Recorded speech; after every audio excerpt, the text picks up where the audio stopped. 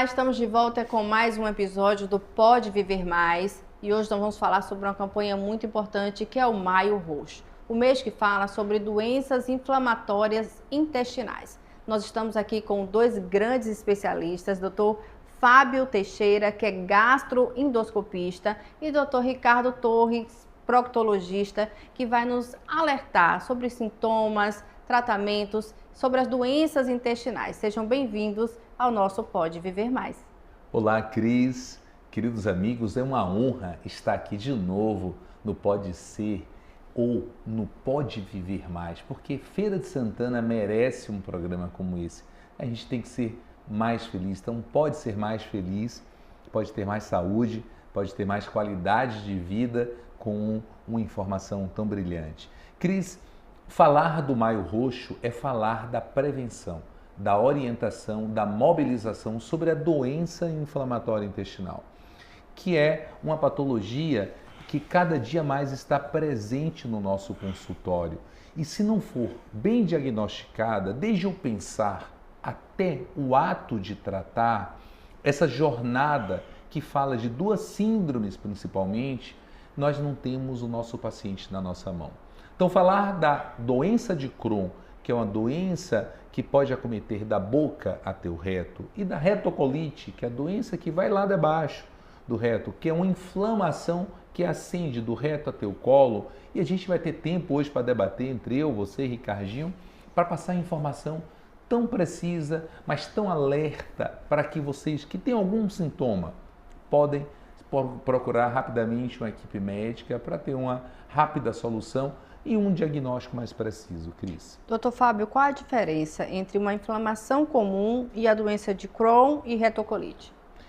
Costumamos dizer que uma colite, que é uma inflamação do colo, pode ser dada desde uma inflamação por um parasita, por uma verme, uma parasitose. Nós podemos ter uma colite. Podemos ter uma colite por uma bactéria, por um vírus, por uma gastroenterocolite. Geralmente isso é uma doença ou inflamação mais pontual. Acontece de forma rápida, progressiva, apresenta síndromes mais corporais, as pessoas podem ter febre, pode ter dor no abdômen, pode ter prostração, uma astenia. É algo que é progressivo, dura um determinado período de tempo, porém, aquela entidade pode ou não precisar de um tratamento, que às vezes você tem uma infecção rápida por um vírus e pode melhorar com, apesar e através do próprio médico. Mas quando você tem uma doença mais complexa e aí você tem uma doença mais arrastada e aí uma diarreia que se torna mais crônica, que vem acompanhada com muco, com sangue, com dor abdominal, com perda de peso, e esse paciente passa a ter alguma outra patologia associada, alguma outra apresentação associada, merece uma investigação para que nós tenhamos uma diferenciação. Se nós estamos diante de uma diarreia que pode ser por falta de absorção, por intolerância alimentar, ou se já temos uma doença inflamatória intestinal. E como é feito esse diagnóstico? Como é que é feita essa diferenciação? Primeiro, é uma boa história clínica. Nada pode ser retirado. A doença inflamatória intestinal, ela tem que ser pensada desde o seu diagnóstico, desde o acompanhar do paciente por uma história bem conduzida, e para isso precisamos de tempo com o paciente. O paciente grita aos nossos olhos, ele fala pela sua própria história de vida. Então, numa diarreia que é prolongada, que não tem uma explicação clínica, ele não tem nenhum outro fator clínico que possa ser colocado. É um paciente que não tem uma parasitose, não tem uma intolerância alimentar, descarta dali uma síndrome do intestino irritável, o paciente não tem naquele momento nenhum crescimento bacteriano, começamos a suspeitar e aí precisamos de métodos diagnósticos. Inicialmente, nós lançamos mão de exames laboratoriais. São exames de sangue que avaliam a parte clínica, que é um hemograma, a parte de inflamação no corpo, existe um exame muito crucial para todos nós, Cris, que é a calprotectina fecal, que é um exame que é necessário para um diagnóstico como esse. E quando nós raciocinamos que esse paciente tem uma dor mais prolongada, tem um sangue nas fezes, independente da idade, Cris, conduzimos o paciente para uma colonoscopia. O exame é essencial, porque através da colonoscopia nós conseguimos realizar pequenas biópsias, conduzir esse paciente para um diagnóstico mais detalhado, fazer um organograma em termos de que tipo de apresentação está tendo na parte final do intestino, chamado intestino delgado, o ilho, e ao longo de todo o colo. Com isso, esse raciocínio diagnóstico nós conseguimos conduzir se o paciente está tendo uma retocolite ulcerativa ou uma doença de Crohn. Existe um perfil desse paciente? Geralmente o que nós estamos acontecendo é que ao longo do tempo a urbanização, uma mudança da nossa dieta, uma alteração da imunogenicidade faz com que nós tenhamos sempre uma possibilidade de ter uma mudança da nossa microbiota, da nossa flora intestinal, que são os bichinhos que vivem dentro do nosso organismo. Frente a isso, nós temos hoje cada vez mais precoce um diagnóstico, são as doenças que são imunológicas, doenças imunogênicas, doenças reumatológicas, doenças da tireoide, são doenças que o próprio organismo produz anticorpos, que são pequenas moléculas que direcionam, em vez de uma defesa, como uma verdadeira cascata, uma avalanche inflamatória. E aí vai fazer com que o nosso tubo digestivo receba um processo inflamatório. E aí, algo que seria para combater uma determinada inflamação, perde o freio e começa a ter uma resposta inflamatória muito exacerbada. Para a retocolite, nós temos a parte final do reto e para a parte inicial do colo. E para a doença de Crohn, nós podemos ter da boca até a parte final do reto. Então, imagine o quanto que nós precisamos de ter uma observação muito detalhada, um diálogo com o nosso paciente, exames mais precisos para que possamos individualizar qual o tratamento ideal para esse paciente. Essas doenças, elas têm cura ou controle? Costumamos dizer que toda doença imunológica, toda doença que tem um autoanticorpo são doenças crônicas. Por ser uma doença crônica, nós temos controle. E cada vez mais a evolução da medicina, com medicações que são mais precisas, nós conseguimos melhorar a qualidade de vida e conseguimos alcançar alguns pilares, Cris. Primeiro, que o paciente fique bem, que o paciente viva bem com o seu ambiente, que ele possa trabalhar, que ele possa viver a vida dele. Segundo, o paciente começa a ter cicatrização. Por isso, o acompanhamento com a própria colonoscopia mostra que o paciente está tendo resposta também na colonoscopia. O que era uma imagem antes totalmente inflamada para uma imagem que fica mais limpa. O paciente começa a ter uma remissão também do ponto de vista histopatológico. Então, o paciente precisa de um bom patologista e aí a gente retira o material para o acompanhamento. Com isso, o paciente começa a ter a qualidade de vida restabelecida, o paciente não tem mais diarreia, não tem mais dor, começa a ganhar peso, volta para a sua vida do dia a dia e só quem tem uma doença inflamatória intestinal, uma dessas sabe o quanto precisa disso. E depois ele começa a ter também um controle pela própria colonoscopia e pela patologia, que a gente consegue ter um equilíbrio. Então esses pacientes começam a ter uma qualidade de vida prevista a longo prazo, mas não com uma cura, mas com uma estabilidade. E alguma alteração da imunogenicidade, alguma alteração ao longo da vida, o paciente pode recidivar e a gente precisa retomar o tratamento. E aí a gente está aqui hoje com o Ricardinho, que é um super especialista em drogas chamadas imunobiológicas, que possa direcionar qual a melhor droga, qual o melhor tratamento, qual a melhor abordagem para cada paciente. Então, você que tem uma doença inflamatória intestinal, saiba que nós temos hoje recursos para retomar, para resgatar e para dar para você uma nova abordagem, uma nova estabilidade de vida, um novo equilíbrio para que você possa viver em paz. Não é isso, querida Cris e Ricardinho? Doutor Ricardo, qual é o sintoma que a pessoa nunca deve ignorar? A doença inflamatória intestinal, como o Fábio já falou, na verdade ela é uma inflamação do intestino. Então, geralmente, ela vai se manifestar exatamente como uma alteração no hábito intestinal. É muito comum nos pacientes que têm doença inflamatória, sem dúvida, o principal sintoma é a diarreia. Então, o paciente com uma diarreia. Diferente das diarreias dos quadros funcionais, porque muitas vezes essa diarreia vem com muco e vem com sangue. Associado a esse, o paciente pode ter outros sintomas. Dores abdominais, perda de peso, é uma outra coisa importante que a gente sabe. Se a gente tem diarreia, existe algum problema na questão da absorção. Então, além da pessoa estar perdendo, ela não está absorvendo o que é necessário. Então, o paciente tem uma perda ponderal. Em alguns pacientes pode vir acompanhado com anemia, tanto da parte da desnutrição, pela questão da não absorção, como aquela perda sanguínea. E, além dos sintomas intestinais, aí é que é uma coisa interessante da doença inflamatória intestinal.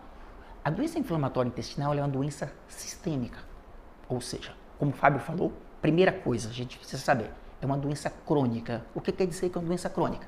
É uma doença que a pessoa vai levar o resto da vida. Logo, o paciente que tem a doença inflamatória é aquele paciente nosso cativo do consultório. Ele tem que estar pelo menos a cada 6 meses acompanhando com o seu médico para que a gente possa acompanhar a progressão da doença. Então, isso é algo importante. Sendo a doença sistêmica, é interessante que a gente pode ter sintomas não só intestinais. Nós temos nas doenças inflamatórias intestinais alguns sintomas que nós chamamos de sintomas extraintestinais. Então, tem pacientes que às vezes vão para a gente simplesmente com um quadro articular, com uma dor articular. A gente sabe que em algumas doenças inflamatórias intestinais a gente pode ter artrite. Existem pacientes que vão com alterações oculares. Existe uma patologia chamada de uveíte, que é uma inflamação ocular, que acontece exatamente em concomitância à doença inflamatória intestinal. E às vezes é uma manifestação importante da reativação da doença. Tem pacientes que às vezes vêm com manifestação de pele, às vezes uma área endurecida, dolorosa na pele, que geralmente coincide com os picos de diarreia e de sangramento, que nós chamamos de eritema nodoso. Então, é uma doença multissistêmica. Então, o importante da doença inflamatória intestinal é a suspeição e o diagnóstico. Porque só a suspeição e o diagnóstico preciso e o início do tratamento que a gente vai conseguir melhorar e tirar desse paciente as complicações. Doutor Ricardo, quando a inflamação ela chega no intestino grosso e no reto, o que muda na vida do paciente? Na verdade, já vai mudar a qualidade de vida do paciente. Se a gente tem a retocolite e a doença de Crohn, elas têm que se manifestar como uma inflamação no intestino, certo? O diagnóstico ele é feito o diagnóstico é por biópsia de intestino, certo? Então ele vai ter uma manifestação. O que acontece, existe uma diferenciação entre as duas doenças. A doença de Crohn, ela é uma doença que pode pegar todo o trato digestivo, desde a boca até o ânus. Então, não é incomum, às vezes nós temos em consultório um paciente que nos procura por uma dor anal, por uma secreção, e a gente chega no ânus e de repente encontra uma fissura ou uma fístula, que são doenças de região anal, e é um paciente com doença de Crohn. A retocolite, por ela acometer unicamente o intestino grosso e o reto, os sintomas dela é exatamente ligado à parte de funcionamento intestinal. Então ela é mais abundante a diarreia, é mais abundante o sangramento, até mais do que a própria doença de Crohn. A pessoa que ela tem urgência em evacuar e não consegue segurar, isso pode estar ligado à inflamação? Nós sabemos que, na verdade, a questão da urgência tem vários aspectos que pode causar, mas um desses é a diarreia. Então, a pessoa com diarreia ela vai ter uma urgência, ela não vai conseguir conter essas fezes. Além dela ter um trânsito aumentado, a gente vai ter toda a parte irritativa lá embaixo, e o paciente vai começar a sentir dor e ele vai ter exatamente uma urgência, certo? Então, o fator da diarreia é o fator preponderante para exatamente o paciente ter isso aí. Claro que existem outras patologias, a gente tem distúrbios de assoalho pélvico lá da região anal, que às vezes pode causar uma incontinência ou uma urgência fecal, mas uma urgência fecal acompanhada de diarreia, acompanhado de dor abdominal, acompanhado de fezes com sangue, tem que ser alertado com certeza para as doenças inflamatórias intestinais. As fezes com sangue muitas vezes são confundidas com hemorroida. Como diferenciar isso? De que forma o paciente deve já criar assim, essa dúvida e procurar o profissional? É perfeita a pergunta, acho que a pergunta é extremamente pertinente. Não é incomum e uma coisa interessante. A grande maioria dos pacientes que chegam para nós em consultório com doença inflamatória intestinal, ele já passou por inúmeras outras consultas, por inúmeros outros médicos, pensando-se, claro, às vezes num diagnóstico um pouquinho mais comum, e aí, de repente, a gente consegue se enquadrar com isso aí. Sangramento nunca pode ser negligenciado. Ah, o meu vizinho teve um sangramento, teve uma hemorroida, operou, ficou bom. Mas não é por isso que você vai ter um sangramento, vai dizer que é uma hemorroida e vai usar sua pomada. Então, eu sempre falo ao paciente, o sangramento pode ser desde uma hemorroida a uma fissura até um câncer. E nesse meio aí a gente tem as doenças inflamatórias intestinais. Então, nunca negligenciar sangramento. Não é normal você ir ao banheiro e sangrar. Então, se há sangramento, precisa-se ir ao médico especialista, no caso de sangramento, ao proctologista, para poder exatamente chegar ao diagnóstico mais preciso. Como essas doenças impactam no dia a dia, trabalho, vida social, no psicológico? E existe muita vergonha ainda envolvida nesses sintomas? O que acontece? Essa questão do impacto social é extremamente importante. Por quê? Primeiro, aonde acontece essas doenças inflamatórias? Nós sabemos que o pico das doenças inflamatórias de aparecimento é na segunda e terceira década de vida. Principalmente entre os 20 e 30 anos de idade, que é exatamente o período ativo. Então, geralmente, esse é o pico da ação. Sem contar que, por ser uma doença crônica, a gente muitas vezes faz o tratamento, o paciente estabiliza, mas ele tem picos. E o tratamento, já passando um pouquinho para a parte de tratamento, na grande maioria o tratamento é medicamentoso. Então, o paciente que vai usar o medicamento o resto da vida. Mas muitas vezes ele perde a ação ao medicamento. Então, é o paciente que às vezes precisa, como a gente fala, escalonar tratamento. Por isso que é importante esse paciente ficar em acompanhamento. Porque não quer dizer que ele está usando a medicação X, que ele vai ficar o resto da vida bem com a medicação X. Então, às vezes, essa medicação perde o efeito, ele tem que escalonar para uma outra medicação. Então, a cada reativação dessa, o paciente tem que, às vezes, tem que parar o trabalho, vai dar um atestado, muitas vezes precisa de internamento hospitalar, às vezes para utilizar, para tentar otimizar a parte nutricional. Então, a gente tem toda essa parte que impacta diretamente na vida da pessoa, certo? Sem contar os efeitos. A gente sabe que a doença inflamatória intestinal pode ser necessário fazer um tratamento cirúrgico. Hoje, com o avanço das medicações, nós estamos conseguindo minimizar o tratamento cirúrgico, que hoje é utilizado em casos mais refratários, em casos mais intensos e casos que a gente já tem complicações associadas. Era isso que eu ia te perguntar. Pesquisando para entrevistar, geralmente eu faço isso, eu vi que pessoas utilizam aquela bolsa, né? A bolsa de coluna, que vocês falam? Colostomia. De colostomia, pronto. É comum? Quando é que a cirurgia é indicada? A cirurgia, ela é indicada basicamente em 2 casos. Vamos tentar mudar um pouquinho, retocolite e doença de Crohn. Então, vou falar um pouquinho da cirurgia na retocolite e um pouquinho da doença de Crohn especificamente. A retocolite, a história natural da retocolite, ela é um pouco mais leve do que a doença de Crohn. A gente já sabe, é uma doença que acomete apenas o intestino grosso e o reto. Então, geralmente é uma doença que a gente consegue controlar melhor com medicação. Porém, quando a gente tem refratariedade ao tratamento clínico, o que quer dizer? O paciente começou a utilizar medicação e não está adiantando, o paciente continua tendo sintomas, continua tendo intenso, algumas vezes o paciente precisa do tratamento cirúrgico, que é um tratamento radical, em que a gente faz uma cirurgia que retira todo o intestino grosso e o reto. Ou seja, a gente precisa tirar toda essa área que está inflamada. Esses pacientes que fazem essa cirurgia, muitas vezes eles precisam utilizar a bolsa, às vezes uma bolsa temporária, que depois vai ser revertida, e não é incomum uma bolsa definitiva. Além disso, a retocolite, existe uma doença, uma patologia dele chamada de megacólon tóxico. Ele faz uma inflamação intensa no intestino e o paciente tem que ser operado de urgência. É um tratamento extremamente grave, é um quadro extremamente grave e nesse caso é mandatório o uso da bolsa de colostomia. A gente está falando de inflamação. O que pode causar essa inflamação? É uma doença hereditária? Me fala um pouco sobre isso, doutor Fábio, doutor Ricardo. As doenças inflamatórias intestinais, elas estão dentro das doenças imunológicas. Ou seja, hoje a gente fala muito nas doenças autoimunes. Sim. Então é como se o nosso corpo estivesse agredindo o nosso próprio corpo.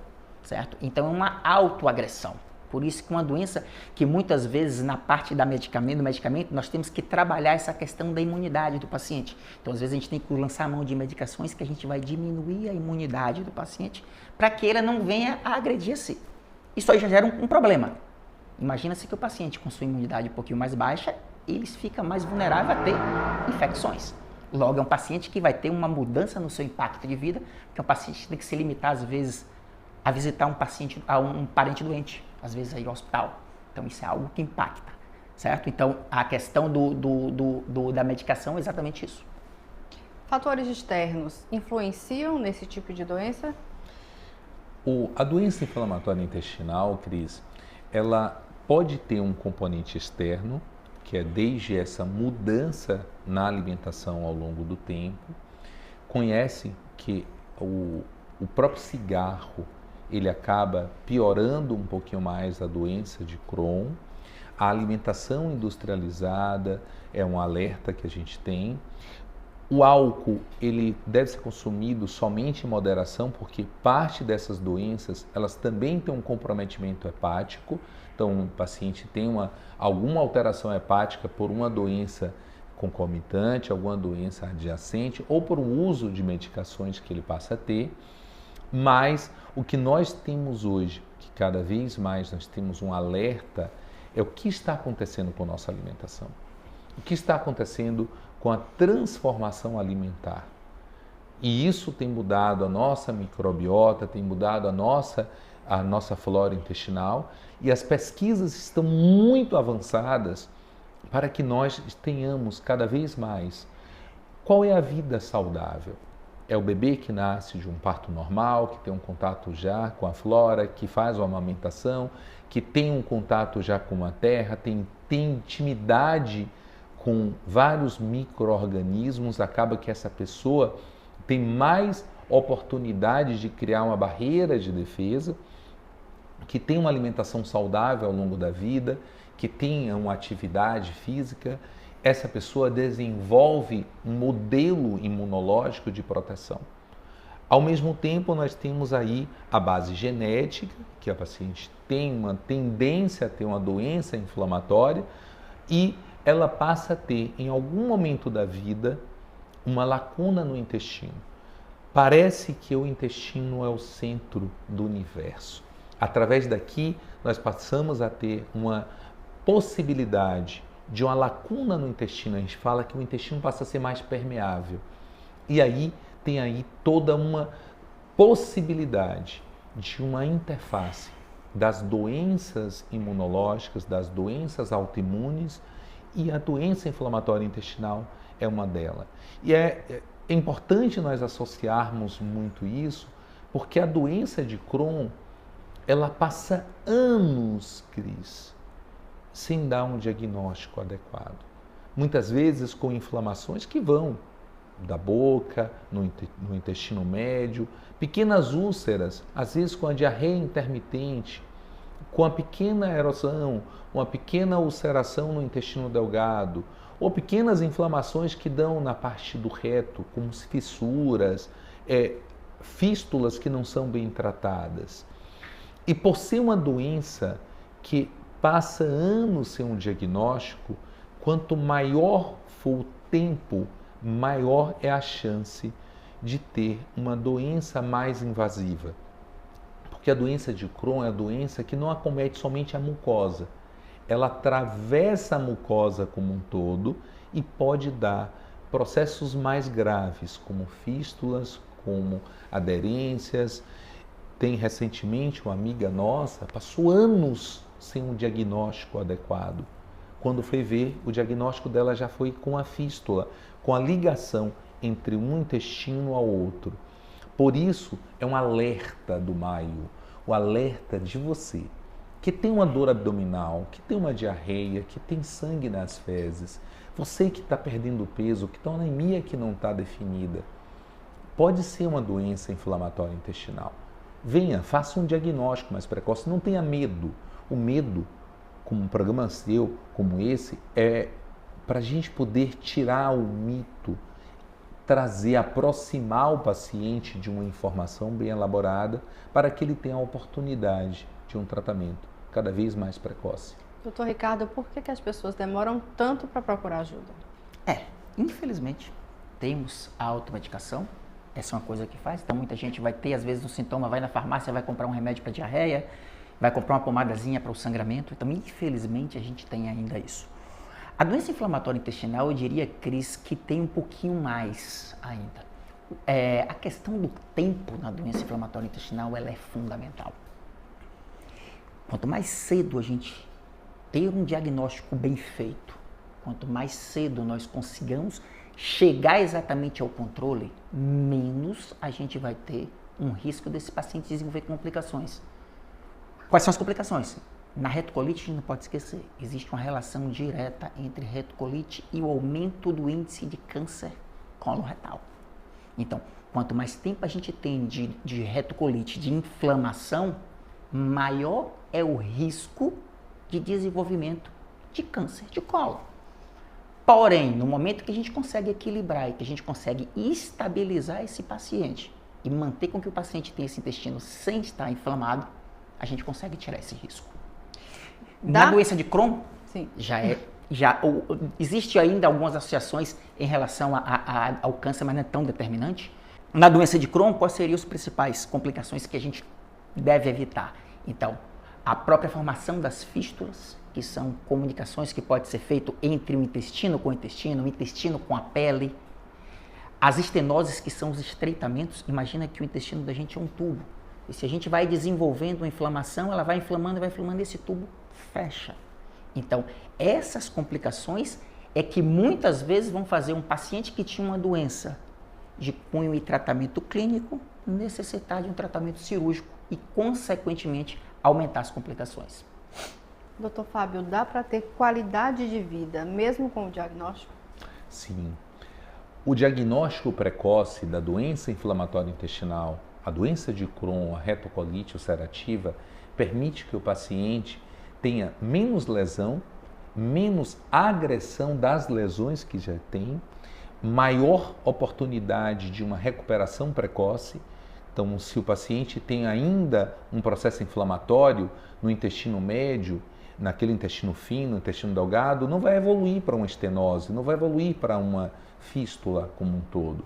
Se abordarmos o mais rápido possível, a inflamação que está no reto, de uma retocolite ulcerativa, não vai desenvolver uma diarreia tão complexa. E a oportunidade que nós temos hoje em um programa, em um cronograma de medicações, que nós vamos evoluindo cada medicação, personalizando para cada abordagem, para cada paciente. Então, existem pacientes que chegam para todos nós com um quadro muito mais grave, Cris, que precisamos internar, entrar com medicações poderosas, imunomoduladoras como corticoides, imunomoduladores, trazer esse paciente, resgatar esse paciente de infecções, afastar rapidamente que ele tenha alguma outra complicação, para que nós possamos entrar com drogas que modulem o nosso sistema imunológico. E o Maio Roxo também é esse alerta, porque nós temos hoje uma abordagem dentro do Serviço Único de Saúde, que essas medicações, Cris, são muito caras. E quanto maior for a mobilidade que nós da área médica, vocês da comunicação, para resgatar, para conectar, para trazer esse paciente e alertar cada vez mais programas assistenciais de saúde para que o paciente tenha acesso. Um paciente que tem que tomar uma medicação não pode sair da minha terra, de Paramirim, para vir tomar uma medicação em Salvador, para atravessar 700 quilômetros. Essa medicação tem que chegar mais próxima ao paciente. Existem, assim, o que é uma luta nossa da sociedade como um todo, da associação da coloprocto, da endoscopia, da gastro, da cirurgia de uma forma em geral, para que nós tenhamos núcleos regionais multidisciplinares, para que esses núcleos consigam abordar o paciente. O paciente precisa de uma consulta nutricional, de uma consulta psicológica. Você já pensou, Cris, um garoto de 18 anos que tenha várias fístulas na região anal, que ele, para sentar aqui, ele precisaria colocar tipo uma rodinha ou uma câmara de ar, porque ele não consegue sentar no leito?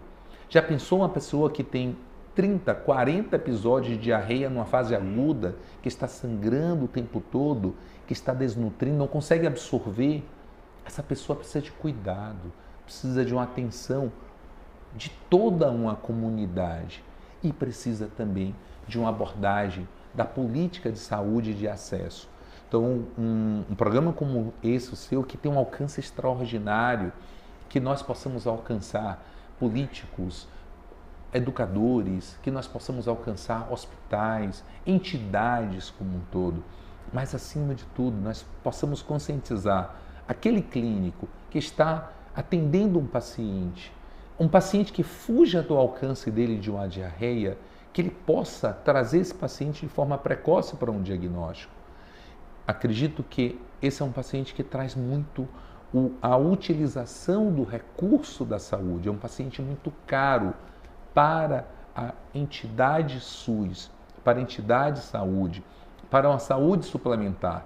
Porém, se nós formos rápidos, precisos, se pensarmos à frente, esse paciente pode ser resgatado sem um ônus tão grande para a sociedade e sem um ônus tão grande para o lado psicológico do paciente. Uma coisa que eu tenho visto em que, felizmente, o brasileiro ele tem esse costume é não cuidar da medicina preventiva, né? Deixar para acontecer e depois tratar. E aí depois o tratamento fica às vezes muito caro e aí a gente sobrecarrega o SUS e aí vem todas essas questões aí de regionalização e tudo mais. Mas é importante sim a gente prevenir. Eu até anotei aqui para falar para vocês. Nem toda dor abdominal é normal. Às vezes é um aviso ignorado por anos e que lá na frente a gente pode pagar o preço. Vamos ao nosso quadro Mitos e Verdades? Oh, eu amo esse quadro, maravilhoso. Vamos lá então. Diarreia frequente é normal, doutor Fábio? Não é normal, Cris. Ter diarreia de forma prolongada, isso é uma mudança ou da motilidade intestinal, significa que o intestino está andando mais rápido do que ele está conseguindo fazer a digestão do alimento e ele não está conseguindo, muitas vezes, absorver todo o nutriente. Pode ser através de uma intolerância alimentar que cada vez está mais comum, intolerância à lactose, intolerância a carboidrato, sensibilidade ao glúten. Pode ser de uma síndrome do intestino irritável, quando a mente modula, controla ou excita o intestino para uma diarreia mais rápida. O paciente pode ter uma infecção mais leve, uma infecção mais crônica, ou o paciente pode ter uma doença inflamatória intestinal. Costumamos dizer que toda diarreia merece e deve ser muito bem investigada por toda uma equipe. E hoje nós temos fluxogramas que dão para todos nós uma orientação. Convidamos vocês a acompanhar as nossas redes, a gente tem muita coisa bacana lá sobre isso. Doutor Ricardo, estresse pode piorar o intestino? Sim.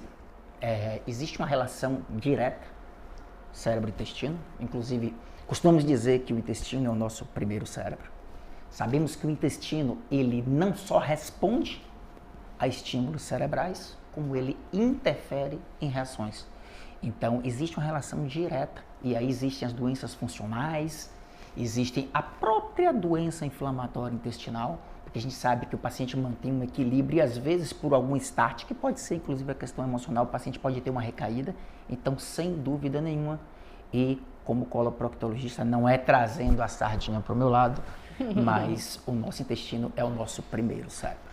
Doutor Fábio, a alimentação não interfere? A alimentação interfere em tudo. A alimentação é o centro da atenção do ser humano. E para o intestino, você tem uma alimentação saudável, no qual você tem uma alimentação muito menos industrializada, muito menos ultraprocessada, quanto mais natural, quanto mais você controle a hidratação, o uso de alimentos que sejam ricos em fibras, frutas, legumes, evite o excesso de carne vermelha, o excesso do álcool, o excesso do sal, o excesso do açúcar e que vive em equilíbrio. O alimento nutre, o alimento é um remédio, o alimento é um prazer do dia a dia. Mito ou verdade, doutor Ricardo? Doença de Crohn tem cura? Doença de Crohn tem controle. A cura, por ser uma doença crônica, o paciente ele vai ter que conviver com a doença e é aquele paciente que vai ter que ser acompanhado frequentemente com seu gastroenterologista ou seu proctologista. Porém, hoje, diante de todo o aparato medicamentoso, de todos os tratamentos mais modernos, hoje, boa parte dos nossos pacientes com doença de Crohn hoje tem uma vida praticamente normal. Doutor Fábio, mito ou verdade? Retocolite é uma inflamação leve? Mito. Retocolite é uma inflamação que precisa ser controlada, precisa ser diagnosticada para que ela não se transforme em uma doença muito mais grave. Quanto mais rápido o diagnóstico, melhor a abordagem terapêutica. Então, se você tem um laudo de uma reto ou de uma colonoscopia dizendo que você tem uma retocolite, primeira coisa, o diagnóstico diferencial. Você tem alguma parasitose? Você tem algum processo inflamatório que poderia explicar aquilo ali? Tem que ter um bom patologista para que ele traga informações muito consistentes e uma boa orientação. É uma conexão entre o médico e o próprio paciente.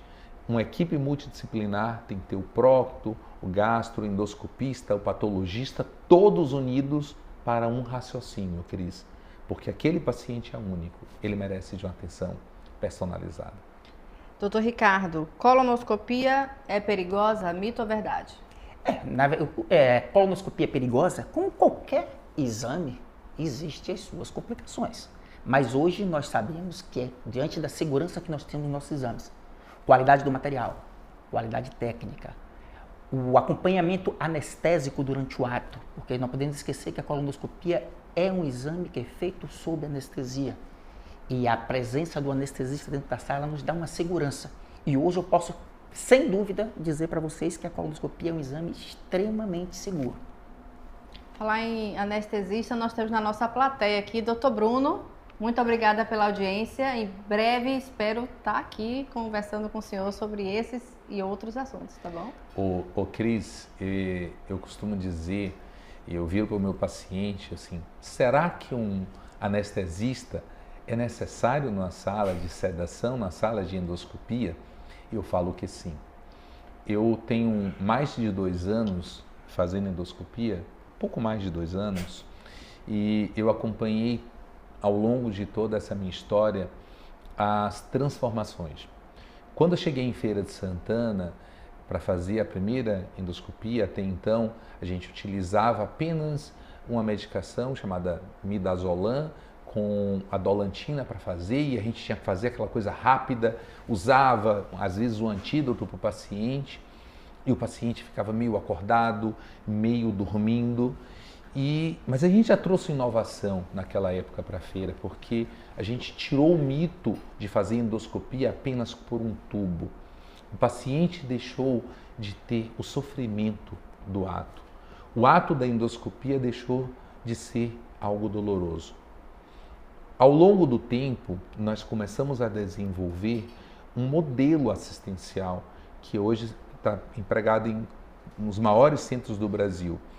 E eu te falo que a presença do anestesista oferece ao paciente a segurança, primeiro, de ter alguém naquele momento prontamente para poder acolher, para poder conduzir, para poder fazer uma triagem desde o pré até o peri e o pós. O anestesista dá para todos nós a segurança.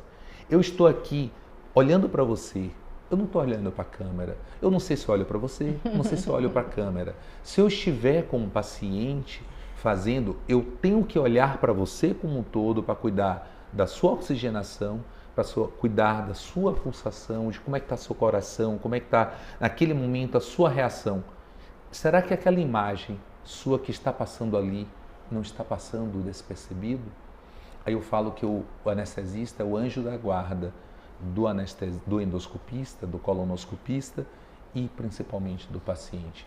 Então, ele permite que o paciente não veja, não lembre, não sinta e que ele volte para o seu leito, volte para o seu lar com toda a segurança. Então, ele vai desde de um ser humano que nos dá essa segurança a ter um verdadeiro bombeiro dentro da sala. A gente só precisa naquele exato momento, mas o dia que precisa, ele vale realmente. Gente, vergonha não deve ser maior do que o cuidado com a saúde. Esse é o resumo do nosso podcast de hoje. Eu agradeço a presença de Dr. Fábio mais uma vez conosco, Dr. Ricardo, e deixo aqui o espaço aberto para suas considerações finais.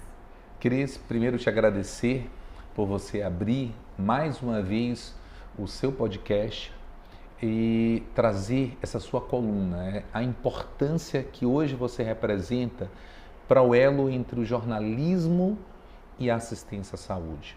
O quanto você, com a sua garra como mulher, garra como jornalista, garra como produtora, traz com que todos nós consigamos sentar aqui. Nós não somos comunicadores como você, mas você consegue extrair o nosso melhor para que você está em casa consiga a algum momento nos acompanhar. Nossa agenda é uma agenda complexa, muitas vezes muitos que vocês estão assistindo não vai ter a possibilidade de nos acompanhar no dia a dia, que às vezes quando você tiver uma diarreia, a nossa agenda está um pouco complicada. Mas eu espero que esse podcast possa em algum momento impactar você. Compartilhe com alguma outra pessoa que você tenha, compartilhe com um familiar, compartilhe com seus grupos, compartilhe com pessoas, porque você pode ser um agente de saúde, espalhando uma informação adequada. Você pode fazer que o podcast, que é o Pode Viver Mais, possa fazer com que várias pessoas vivam mais, vivam com qualidade. E quando nós podemos tomar conta desse propósito que a Cris, com toda a sua equipe, traz, nós abraçamos com garra e nossa gratidão por você fazer com que o que a gente conhece um pouco da nossa experiência, possa atingir tantas e tantas pessoas. E é só agradecer a todos vocês e que muitas iniciativas como essa, Cris, consigam transformar, impactar e mobilizar pessoas para uma saúde, porque saúde digestiva e bem-estar é nosso propósito. É isso aí. É muito bom, a gente é muito prazeroso nós estarmos aqui falando com você que está aí, porque em saúde, informação é tudo. Quando a gente fala em prevenção, para a gente se prevenir, a gente tem que ter informação. Então, às vezes, a gente deixa de fazer uma coisa porque a gente não tem informação. E é esse tempinho que você ficou em casa prestando atenção, ouvindo o que a gente está aqui falando, isso pode impactar você, pode impactar o seu amigo, pode impactar a vida de uma pessoa. Então, informação é tudo. E o que a gente tem aqui, e aí a importância desse portal, é exatamente nós estarmos chegando à sua casa, dando informações que muitas vezes nós não conseguimos transmitir para todos os pacientes. A gente tem uma quantidade limitada de pacientes, mas aqui a gente consegue ter um alcance importante. E a doença inflamatória intestinal, esse nome tão complexo, doença de Crohn, retocolite, às vezes quando a gente vê um nome complexo desse, a gente acha que está longe da gente. A doença inflamatória intestinal está longe de ser uma doença rara. Hoje, se a gente for para ver dados epidemiológicos, aproximadamente 1% da população mundial tem doença inflamatória intestinal. Hoje no Brasil, o aumento ele é colocado em torno de 15% ao ano em número de casos. Então isso já mostra para vocês o impacto que uma doença que pode ser muito grave, que pode ser muito onerosa para todo o sistema, tem. E que às vezes a informação, o diagnóstico precoce o diagnóstico e o tratamento correto pode exatamente ser um divisor. Então, apesar de um nome tão complexo, às vezes nós falamos retocolite, doença de Crohn, nós acreditamos que isso aí esteja longe da gente, mas não, ela está mais presente do que a gente imagina. Então, se você tem algum desses sintomas, se alguma das falas que vocês ouviram aqui hoje impactou em vocês, ou se você lembrar algo que você esteja sentindo, que algum ente seu esteja sentindo, que algum amigo, despertem isso, divulguem o que apareceu, o que vocês ouviram. É fundamental divulgarmos a boa informação. Hoje, a coisa mais fácil a gente abrir hoje o nosso WhatsApp é ter postagem de todo lado. Mas às vezes postagem que não vai ter nenhum ganho na nossa vida. Diferente de um tempinho desse que a gente tem, que pode ter um impacto importante, principalmente nas pessoas que estão ao nosso redor. Quero agradecer tanto a equipe aqui do Ilha 9. Nós estamos às 10h16 da noite, minha gente. Então valorizem esse sacrifício. Tiramos aqui médicos conceituados, especialistas, né, do conforto de estar no momento de descanso. Sabemos que tiveram um dia exaustivo. Então, se você gostou desse conteúdo, nós estamos em todas as plataformas digitais. Spotify, YouTube, Instagram, TikTok. Compartilhe informação de qualidade, porque isso pode salvar vidas. Esse foi mais um episódio do nosso Pode Viver Mais. E até a próxima.